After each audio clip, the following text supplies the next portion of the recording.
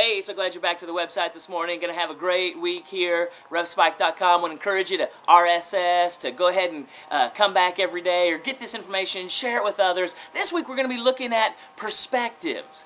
And the perspective that you and I take really affects everything in our life. And there's so many different things that we're going to look at in perspective this week. You know, my friend Stephen Covey, he calls it a paradigm. It's also a viewpoint with which you see things. It's the filter that you look at. It's the way you see the world around you, the way you see yourself, the way you see God, the way you see your future, the way you see your past, the way you see your current relationships, the way you see yourself are all from a perspective that may or may not be accurate. You know, I just finished up Job, the book of Job this morning.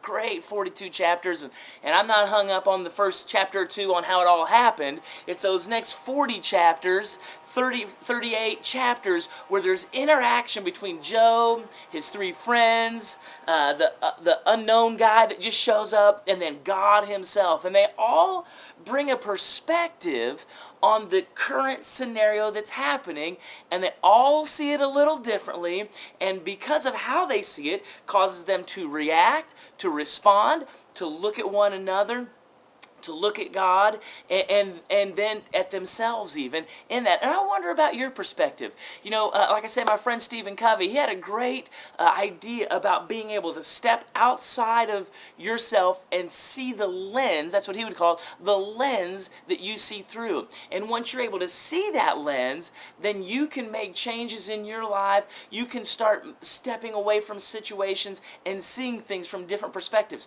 I know in relationships, in marriage relationships, there's always different perspectives on right, wrong, right ways, right thoughts, wrong thoughts, and seeing how situations and raising kids and moving forward in finances and making big decisions, small decisions. And what I want to encourage you about this week is that there is a place where you can be confident in your perspective. There is a place where you're able to step out and see that lens and be able to make shifts and changes. There is a place where you can see God accurately and understand himself, understand him, and see yourself in light of that. And so this week I want to encourage you, let's start looking at the perspective that we see the world through. Let's start looking at the perspective that we see ourselves through.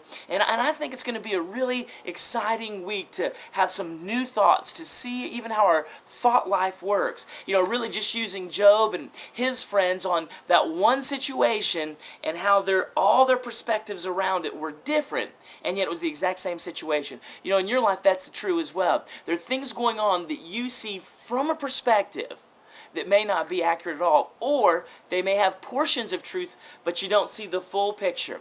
And it's always important for you and I to be committed to understanding the full picture as best as possible, to be able to open our eyes as wide as possible and take in the totality of the scenario we're in, the circumstance we're in, the relationships we're in, and just where we're at in life right now, where God has placed us in eternity to where he's moving us forward to. So I'm very excited about this week.